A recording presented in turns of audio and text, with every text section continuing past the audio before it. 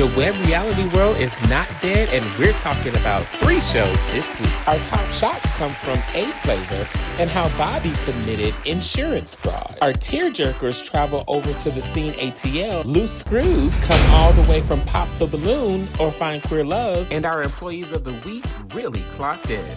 And on this week's What's Been Brewing, we have the talented Delon Jones. The weekend just got brighter with your host, D'Angelo Hernandez, Oaklyn Jonas Galloway, and CJ Waters.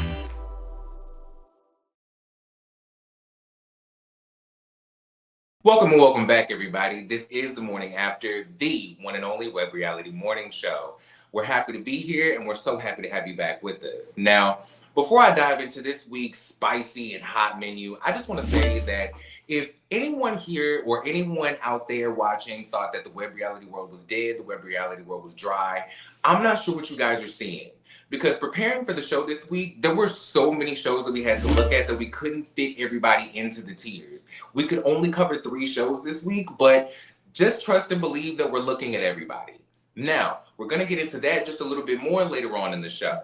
But you know how it goes. Top Shocks is going to start the show off. It's time for Top Shocks. Top of the shots this week, we have the Scene ATL, A Flavor, and Pop the Balloon or Find Queer Love.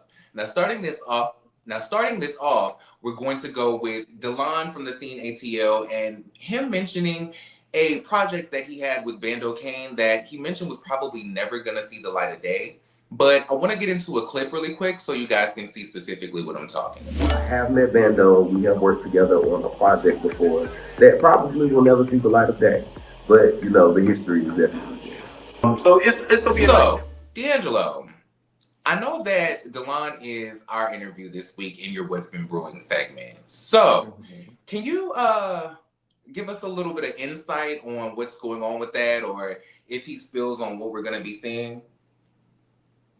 So honestly, we definitely touched on that in the interview. He did not spill everything. He did.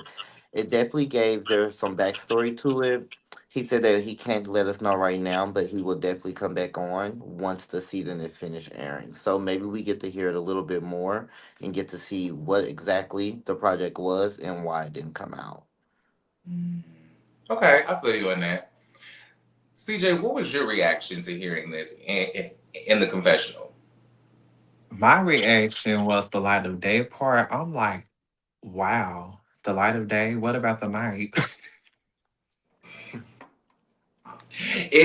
Listen, what's done in the dark, I guess, doesn't always come to the light. You know what I mean? Because Mhm.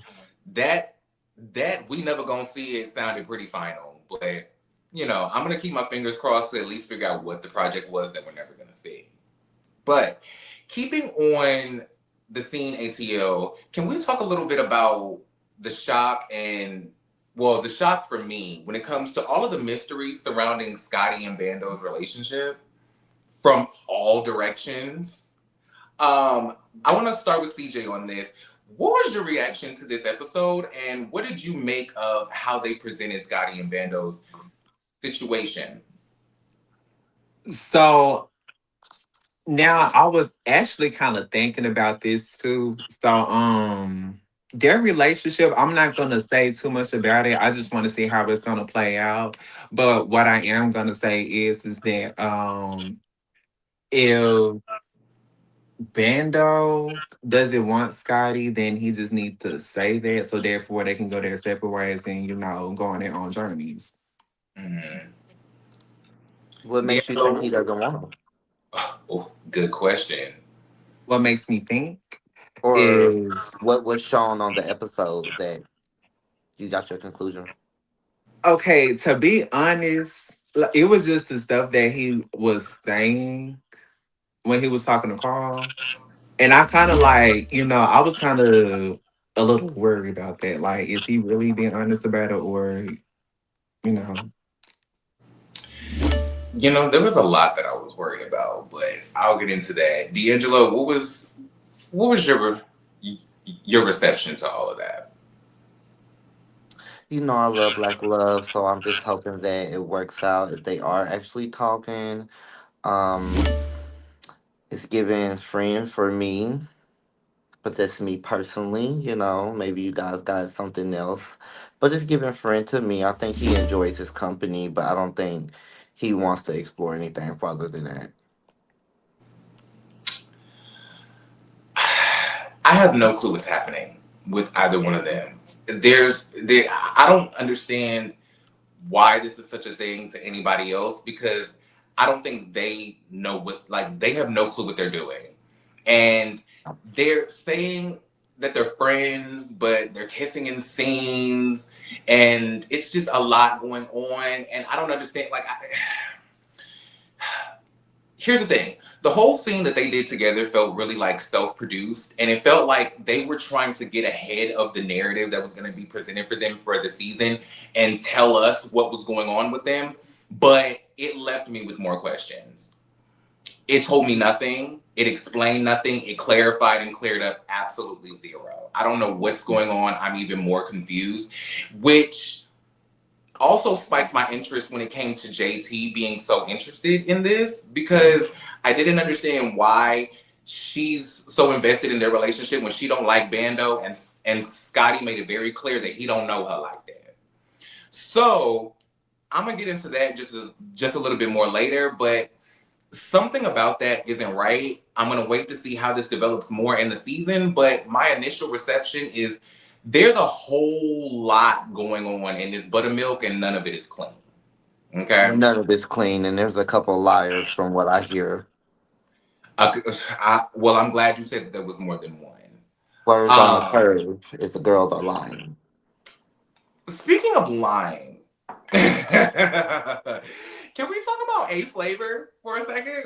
Because Bobby committing insurance fraud to start this restaurant was this was a scene of epic proportion. I know that I kind of shocked you guys with the news about me having a felony, but I did want to explain to you what the situation is. And as you see, Taryn's not here. We started in the mortgage business, and business was going so well, I ended up opening up my own mortgage company, and soon after, she opened up hers. In 2008, when the market crashed, we lost it, and we lost everything.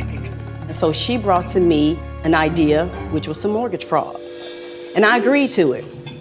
So we used that money that we got from that and we opened up our first location. But I want to understand, when you say mortgage fraud, Yeah, I really what does that entail? mean? Yeah. That means getting money from the mortgage company in a way we should not have by falsifying documents. Girl, I need some wine. There was so much spilled in this moment, but I want to hear from you guys how you felt about it. Starting with D'Angelo, how do you feel? Because there was so much going on. First of all, this is my favorite show that we're reviewing so far. I'm just gonna put that out there. They are giving me everything that I need. And Miss Bobby, baby, you done came on this national TV and gonna put this girl out when y'all both was in cahoots. Now why you gonna act like that now? Come on now.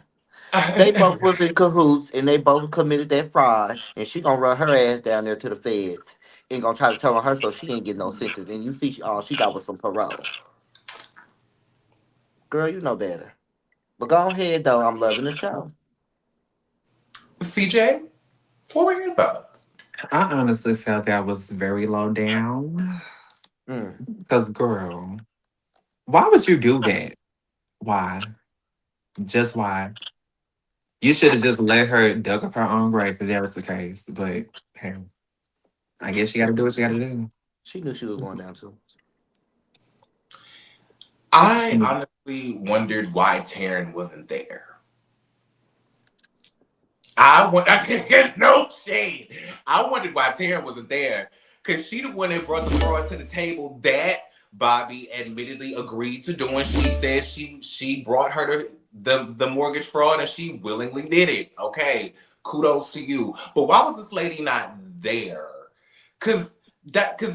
But then on top of that, the layers that went into it, because when they scammed and did the insurance or did the mortgage fraud, they got scammed with the money that they frauded. So then the scammers got scammed on the scam that they were scamming. It was a lot going on. It was so much happening. I feel Karen like turned on her. It was just God She don't like probably ugly wasn't baby. there because she was at church trying to pray that she didn't get called. I think that lady was trying to set up her next alibi, but that's Girl. just She me. was trying to get in I'm front of it, and that's why she didn't invite her to the scene so she can get in front of it for us. I went I'm on Whatever. surprised. I'm surprised it wasn't tied this time.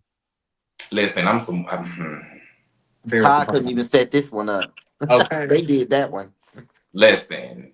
All I'm All of saying them. is I completely understand if this is how they doing and scamming. If she was scamming on her own, listen, if they did all this scamming together and she got this nice of a house, I Sign me just up. want to know Let what me do a she little gonna do mortgage if she fraud. starts scamming on her own. That's one big scamily. We are a scammer. Sign me up, baby, if I can get me a house like that. Before we leave out of our top shocks, I just want to talk very briefly about Pop the Balloon because that's really what we have to talk about is Rico Casadine's very brief appearance on the episode. Hello. Welcome to the show. How you doing today? I'm wonderful, and you? Good. Now tell us your name and age. Well, before I do that, let me do this. Oh, okay. I know I was gonna pop my. Help me out. Help me help you. Well, girl, you might as well hit me. My name's Rick. Christ almighty. CJ, thoughts? Cause Oh, baby, listen. I felt Rico. I would have did the same thing to be honest because oh, it was a lie. It was a lie. You didn't like the But, lineup, TJ? I mean, I really didn't care about the lineup. It was just the pops, the sound effects. D'Angelo, what were your thoughts on this? He said them cootie queens was not for him, and he was not bumping purses with none of them girls in that line. Listen, it takes a bottom to know a bottom, right? A So I good think he bottom at walked that. out there and was like, "Cause we are sisters." we sisters. You know, well, I It was mean, a lot. there is a thing called bottom on bottom action. So I mean, you never know. Well, I mean, there is such a thing, but not a lot of people are into it, from what I'm hearing. Like the girls don't want to bump purses. They don't want to get into the things of the things. So balloons get popped and feelings get hurt, and people get red. But we'll get into Everybody's that a little. feelings was hurt on that episode, baby. It, They was reading from the left to the right to the right to the left. listen, Reading until the library closed. Damn. child, and they still in the parking lot reading from what I heard. I want to get out of this really quick because we're gonna address all of this again later on in our recaps, but I want to pull back a little bit and get a little deep and talk about tearjerkers really quick. Get your tissues. It's time for our tearjerkers. So, filling our hearts this week, I want to start with Scotty defending Bando's name, but we're going to be talking about the scene ATL. We're going to be talking about A Flavor. We're going to be talking about Pop the Balloon. We're going to be talking about Stones. We're going to be talking about length. We're going to be talking about comfort. Talk about length. Talk about drama. Talk about Stone. And all of the things. But Scotty defending Bando's name, even though their relationship is in a strained place. Now, I'm gonna just start this off because I don't really have a lot to say, and I just want to pass it off to y'all. Scotty, you in danger, girl.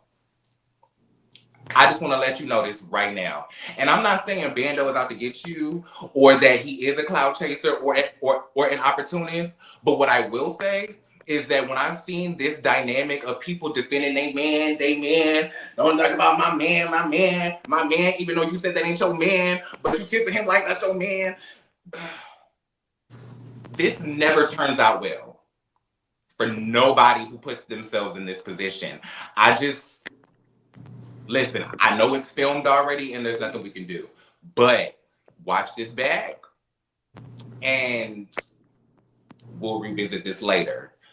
Starting with D'Angelo, go ahead, because, girl.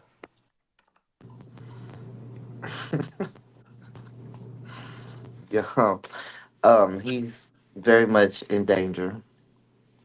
I would say, take this as a learning lesson and just keep him as your friend, girl. Well, I don't even think we have to tell him that because I think Bando's gonna tell him that himself. I think that's what's it's gonna be revealed with or without the camera. You would Hopefully. keep somebody as a friend that surrounds you in this much that puts you in a charcuterie of chaos, and y'all just friends, sort of friends, not friends, fucking friends, kissing. Well, see, I can't answer that because we talk about Scotty, not me, right? But I'm saying for Scotty, he gives me that he wants love. He give me that. He really seemed like he like him though. Like I don't know, because if you seen like the scene, he was like a little schoolgirl. He was sitting on a little bench and they was talking. He was feeling good, girl. Like, I know that look. I know that feeling. So That's why I'm worried, cause he like that boy. You like this boy, yeah, like you like him real bad. well, what if we misjudge him? What if Bando come out and then he be like, "Damn, this my nigga," and we gonna get it popping and I'm da da not even da. casting a judgment. I'm hoping But not to cast a judgment. CJ, go ahead. I'm sorry. I was just finna say, let's not forget about the live that it was on TTV and Scotty was going back and forth with Nicole. And Bando was right there Sitting on his lap. with his Scotty was sitting hands. on Bando's lap. Yeah. But I'm not casting a judgment. I'm just saying the way that this looks on the show does not cast Bando in a good light, and it doesn't cast Scotty in a good light either. But the way that it's being set up, it's set up like Scotty finna take that boy down through there. You know what I mean? And I'm worried. I'm worried because he looked like he really liked him, and Bando looked like Scotty is a great support system. So, with that being said, speaking of support systems, I want to talk about Camille on A Flavors taking her mother out to lunch and changing her mind on going to school. Hi, Chef Ron. Hey, how you doing, Cami? Good to see you. Oh, good to see you. So I just wanted to come in, see if you have something available for me and my mom. So I wanted to surprise her. She's been working so hard. Yeah, more definitely. Of course. Let me show you what I got. Okay. Come on.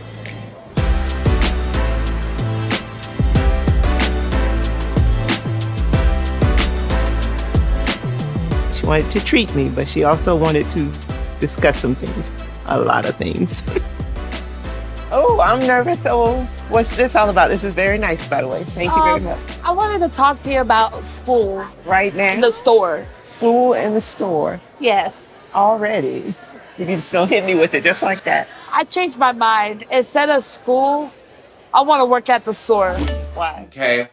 As a parent, I'm going to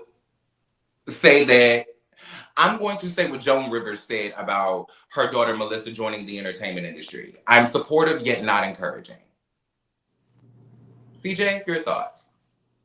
My thoughts, I'm not gonna be too judgmental on it, honestly, because I'm not a parent myself. But what I can say is that I would say even though she's not considering college at this moment, just let her figure out what she want to do, if that makes sense. So therefore, you can understand why she feels that way. So that's all I can say on that. D'Angelo, thoughts?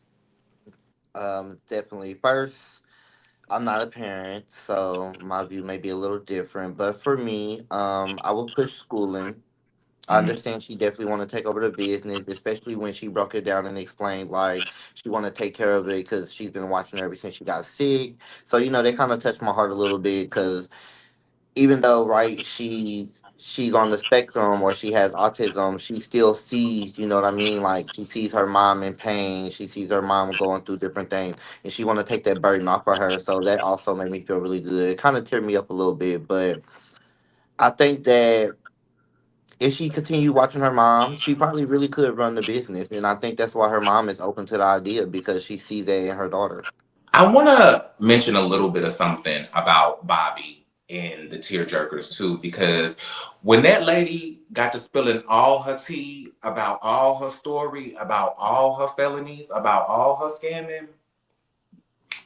The way she got the boohoo crying about all she's been through with Taryn did kind of touch me a little bit. Just to be. It's okay. Yeah. It's really bittersweet because when we closed doors, I was happy and sad. I was sad because this is what started, but I was happy as hell to be away from her. It really has been like living in hell. It touched me just a little bit. I feel like I'm alone on this. So I'm gonna start with D'Angelo because he looked like he don't know what's going on or who or go ahead. Because I don't. Because baby girl couldn't even muster out a tear. There wasn't nothing coming out on the face. Baby, she had the pain in here, but wasn't nothing going on here. Not if we all got pain. Yes. And I felt it just for a second, but then I said, ain't shit come out. No.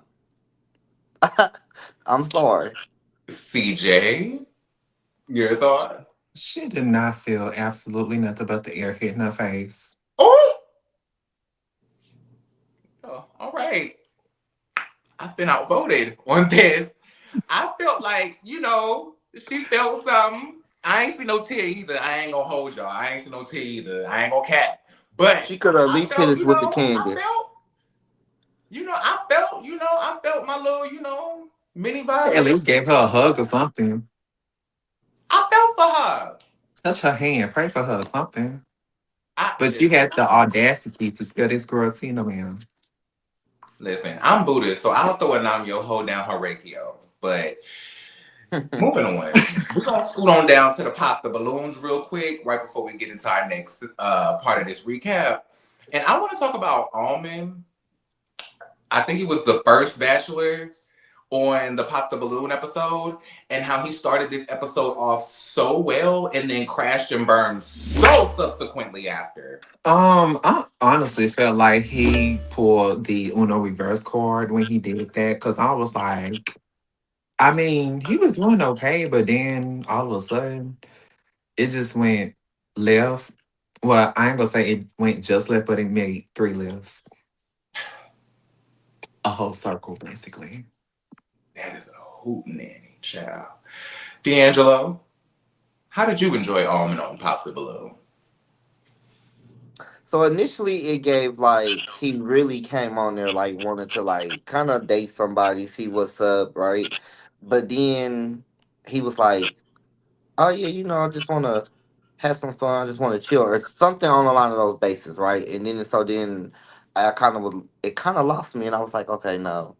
And then when he started going down the line, and he started getting some pops, and people wasn't really feeling him because he's on down his TV and stuff. I think that kind of made him feel like, okay, well, yeah. And then we kind of seen some of that down his TV behavior kind of come out.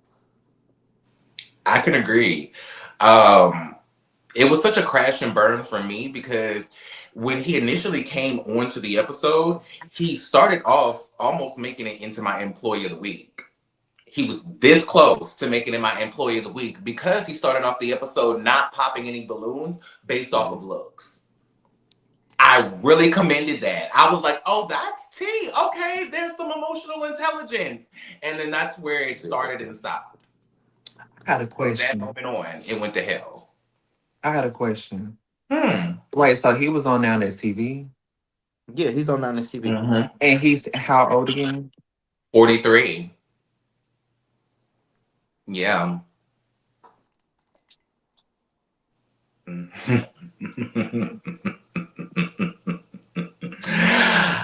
Looks like we're going to be seeing him in the morning tea soon. All right. Now, we're going to move on because I want to get into our loose screws because that is our most packed segment of this recap. Ooh, it was tripping this week. I need a screwdriver for this. This week's loose screws are giving a full entree with contributions from the Scene ATL, A Flavor, and Pop the Balloon of Frying Queer Love, especially. But going in order, we're gonna start with the scene. And We're gonna start with our good girlfriend JT immediately clocking in and getting straight to the mess with Scotty and Bando. Our good girlfriend doing her job. CJ, being another man about the tea, what did you think about how she dove into Scotty and Bando's relationship on the first episode? Now, I'm gonna be honest about this.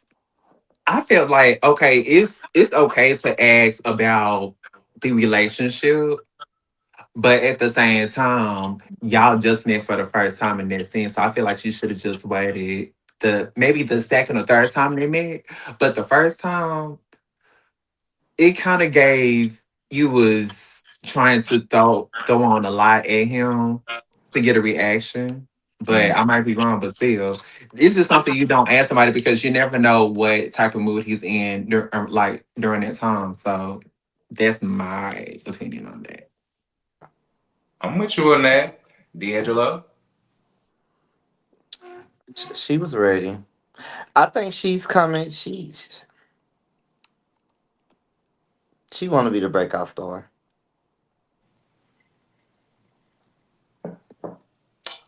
Mm. Um. Okay, so we're having a synergistic moment here.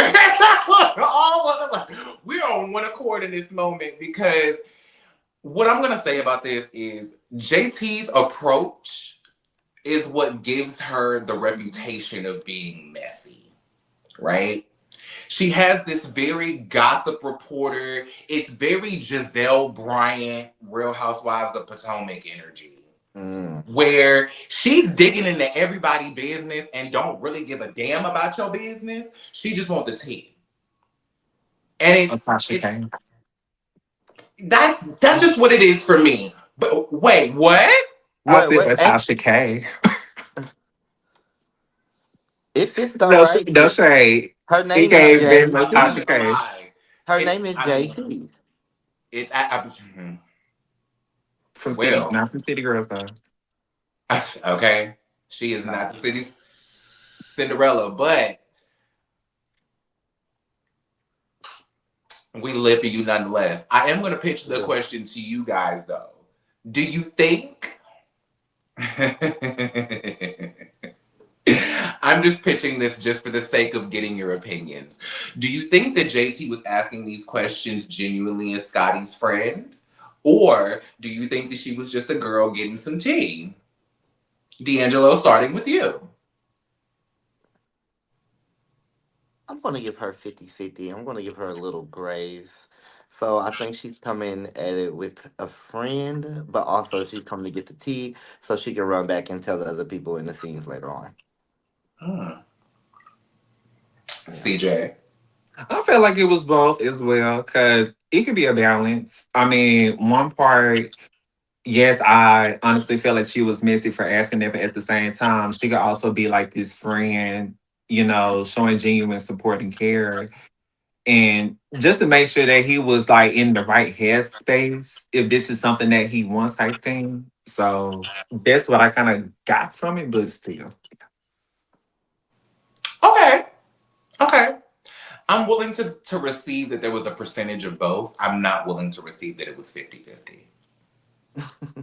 I'm just not. Sorry. I'm willing to give her 70-30 because I believe that she went into that willing to be friends with Scotty, but I feel like there was so much tea for her to collect that she was trying to do her charade bone collecting thing first.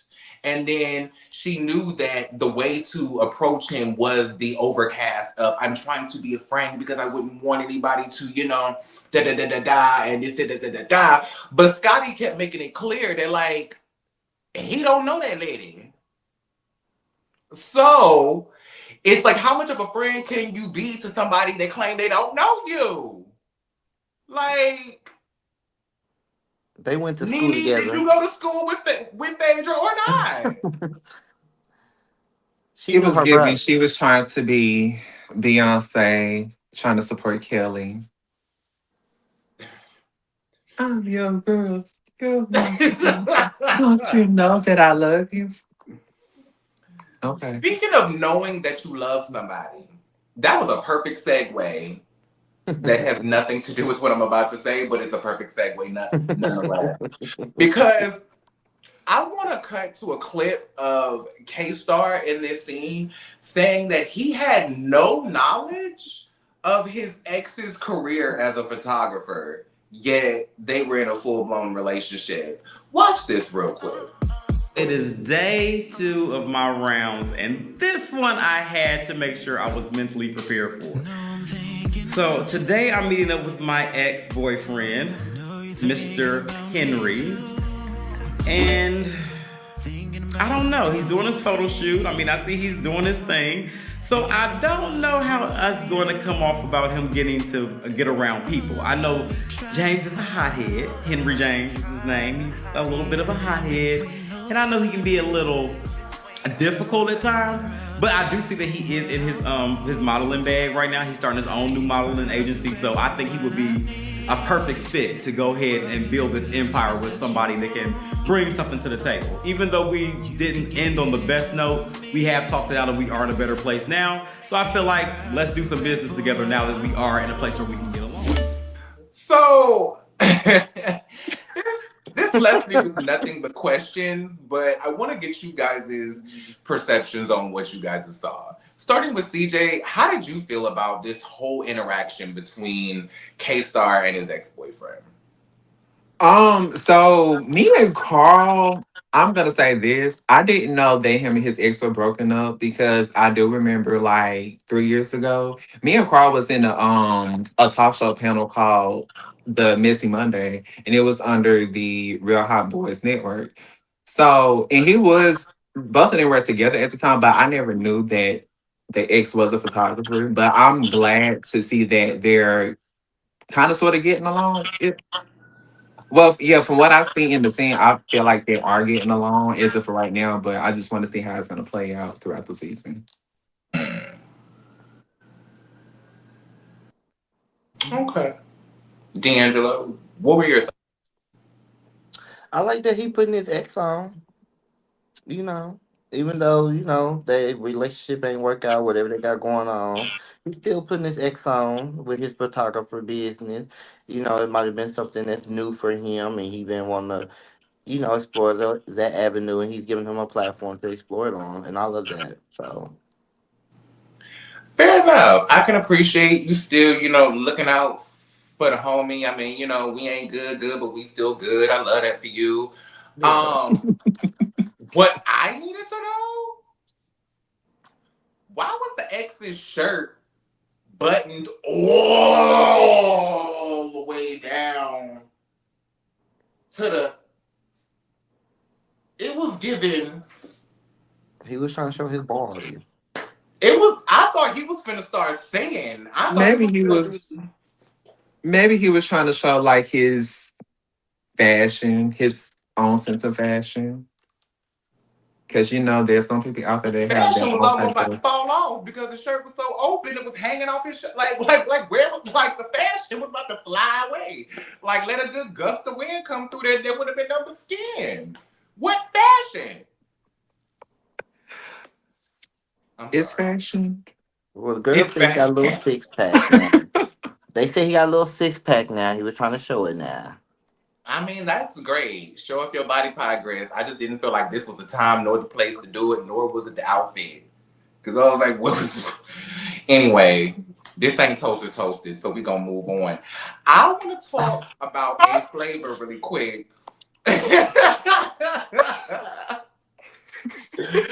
Let's move on to A Flavor because I want to get into Taryn setting up Bobby to go to prison and then still being able to work with her and then stealing alcohol from the business that she works with Bobby, lying about it, and then having a hand in one of the other locations closing. Cut to the clip. Bottom line. The reason why we got into business together is because we worked waiting tables, and she was a very hard worker at the time. You can tell that. Yeah, and you I can still tell that. And I just figure, okay, I'm working hard, she working hard, we go ahead and do this thing together, it can be successful. But I had to forgive her for myself. So do you feel like you forgave her? Like wholeheartedly, you feel like you forgave her? Well, that part is hard because I did, but the problem is she keep on doing stuff. People are who you think they are. The last thing that happened is, so I called Taryn, I was like, you know what, it looked like something's going on with this alcohol. I said, so I'm gonna look at the cameras and see if I see any cases missing. And she's like, oh, okay, yeah, I'm gonna help you too. I said, okay, cool. How many hours of footage did you have to look through? I knew it took me 2 full days, almost 2 days to look at everything. And I saw what happened to the alcohol. So I called Taryn and I said, you know, I was looking at the cameras and I saw what happened to the alcohol. Is it something that you care to share with me? And she was like, oh yeah, my friend Justin was in town and he was having a party, so I donated some alcohol to his event. And I said, what? So wait, did y'all sponsor the party to where like you would get recognition, you on the banner, something's going on? Because I know like hell she didn't just give away. That's what she said, but at the time she was in the process of trying to open up her restaurant. Didn't you say that she said she was gonna help you look at the footage? Yeah, she said that. She tried to throw me off. She looked in the mirror, it was real clear.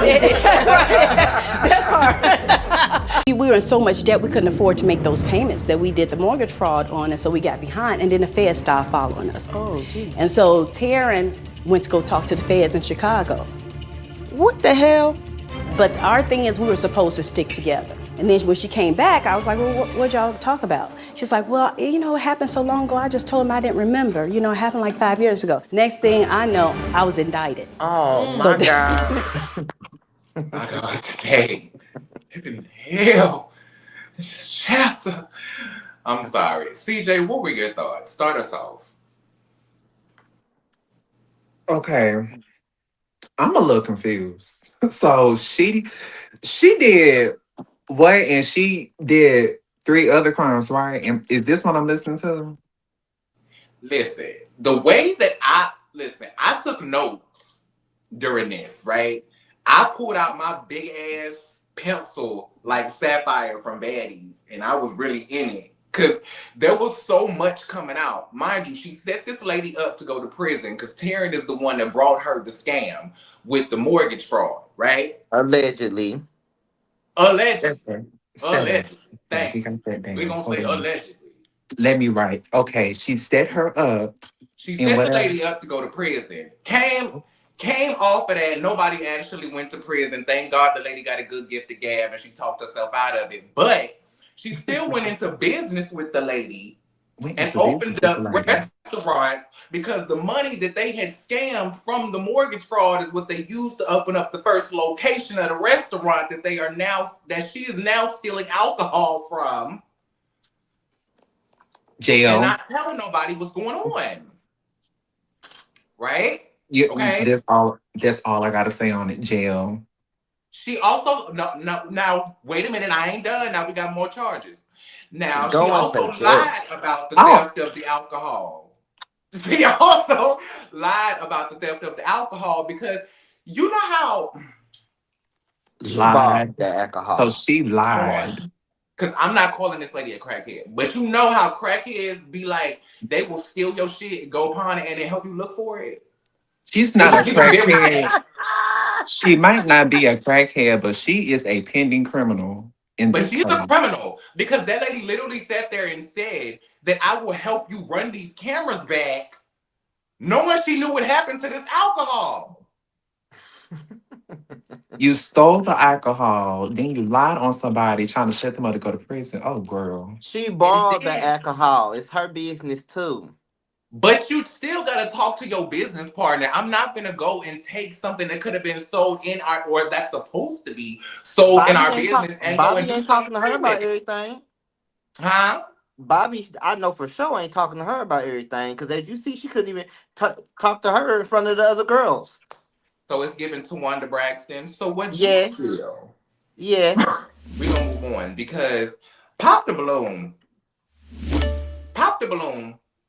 and Finding Queer Love. Pop the Balloon or Find Queer Love. The entire episode from start to finish was completely unhinged. That's the end of my thoughts. D'Angelo, go. Unhinged. I ain't gonna say not organized, but a part of me want to say not organized, but I'm just gonna say tracks did not He did not hold them to the fire this episode. I think there was a couple times where he should have stepped in a little bit more and, kind of streamlined it, got them together to where we were actually watching a pop the balloon show and not an episode of Jerry Springer. Or, that's because that's basically what it was given. It was just basically bow, bow, bow. The balloons wasn't popping shit. The reeds was popping. So Does he actually? But my question is, does he actually do like? Because I've only just started watching this as this is coming to the lexicon of the morning after, right? mhm. So does he have a history of stepping in and having this authoritative hold as the host of the show and making sure that the shenanigans don't ensue? No, so I'm gonna say from what I have watched, no. But also the previous episodes have not been to this extreme of what this has been. I think this is why it's getting so much coverage because you have the other episodes and a lot of people were saying like, "Oh, you need to get some older guys on there. You need to do some 30s and up because these young 20-year-olds, they're not doing it. They're being shady. They're coming on here looking at surface level." So he went and got the 30 plus crew, right? And as we see, they fumbled majorly. So that's why it's so big. That's why it's going so viral because it's like y'all asked to go get a 30 plus crew, and these girls came up there and showed their ass. Literally. Honestly, before I pass it to CJ, I just want to say I don't even think they fumbled because, mind you, I'm not big on football. Don't get me wrong, but from what I know, in order to fumble the ball, you have to actually make contact with the ball. Unless it hits you. Well, that's true. CJ, what did you think? It was ghetto. I'm gonna be honest. I can't find any other word to describe it, but it was GHETTO.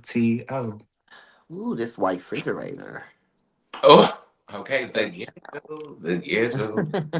I agree. There was so many points of it that were so unnecessarily bangy for me. From Bachelor 2 lying about his age, because I don't know if y'all caught this, but he said that he was 31 in his intro, and then when he was getting into it, trying to read with one of the boys, who said that he was 33, he said that he was older than him. I was like, but I thought you said you was 31. Mm-hmm. Oh, okay. And then to the almond of it all with the 43 and then crashing out like an 18-year-old, to the Rico Cassadine pop in, pop out of it all, to the immaturity of this entire lineup of it all, to the clear lack of shadow work of it all. Okay.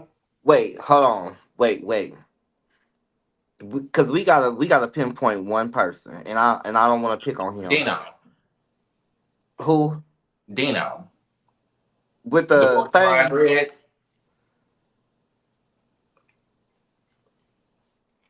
And word on the street and in the comments, the girl said he's 23, 24. He's not even in his 30s. That's what the girl's been saying. So, was he on there just for the shock value of it all? Because he's declassing the show. Listen, I'm not even going to go that far. I'm not going to go into why I'm not going to go that far because we're going to talk about that a little bit later. But this entire episode was a hot ass mess. I'm not going to place blame on one specific person for that, but I will say that this entire episode was unequivocally unhinged.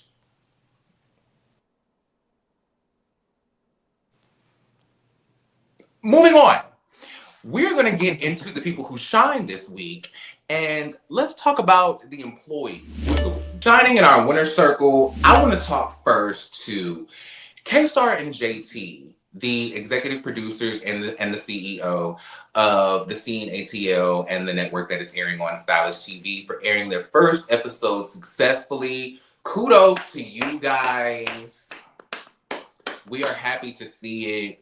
From what we saw, I am really excited about it, and I'm excited to see what's going on in the episode.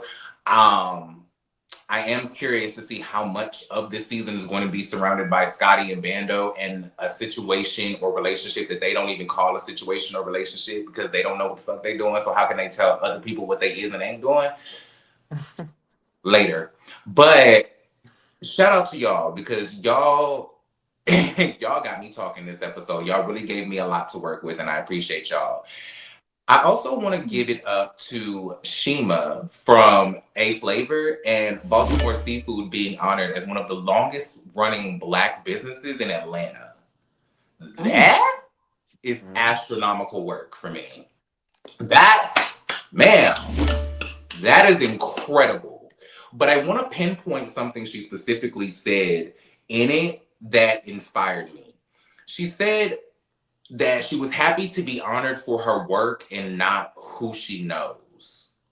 And that's something that I absolutely love hearing her say because growing up, and especially growing up trying to be in the entertainment industry, I've always been told it's not what you know, it's who you know.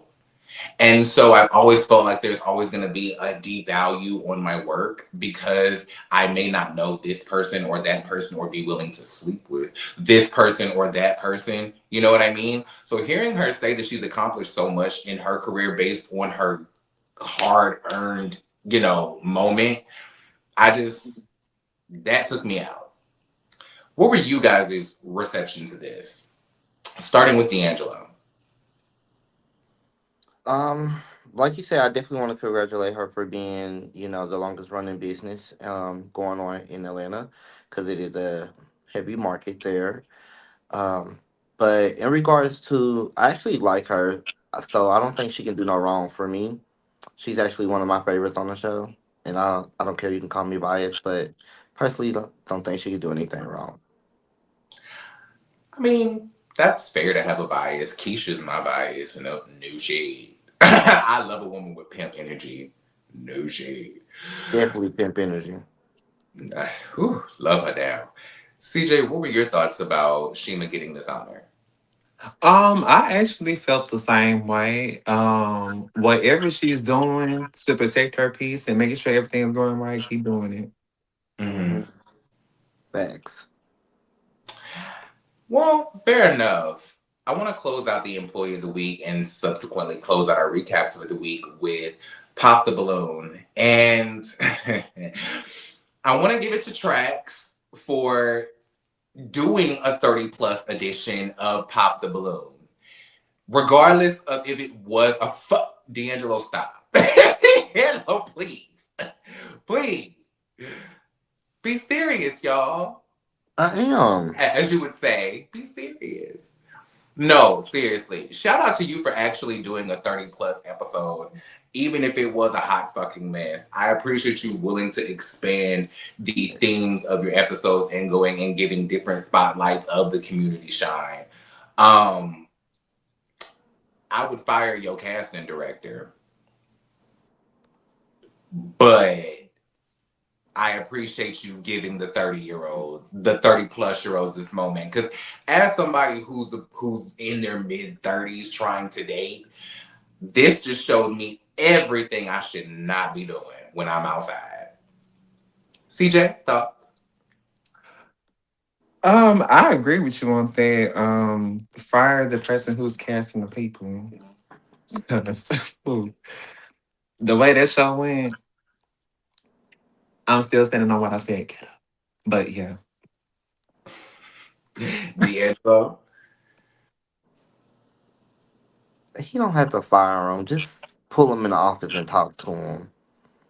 Just give him a verbal warning. And let's make sure this doesn't happen again. Let's try to put a little bit more order when it comes down to the girls being shady. We all like a couple shade, but we still want to see you guys talk, flirt, try to find a match. I don't think we had a match these last 2 to 3 episodes. There was one at the end of this one. I don't think It it's going to go was. nowhere, but there was a match at the end of this last It was episode. so much shade going. My head started hurting, and I guess I missed that one. Yeah. Yeah, it was a lot Unfortunately. going on, but there was a match. It was an interesting match, to say the least, but it was a match nonetheless. Oh well, good. Well, Mhm. congratulations to them, and congratulations to the Tracks for making it Employee of the Week this week.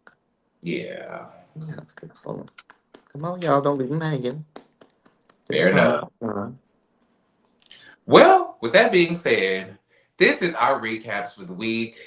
Leave your thoughts, leave your comments down below. We can't wait to read them.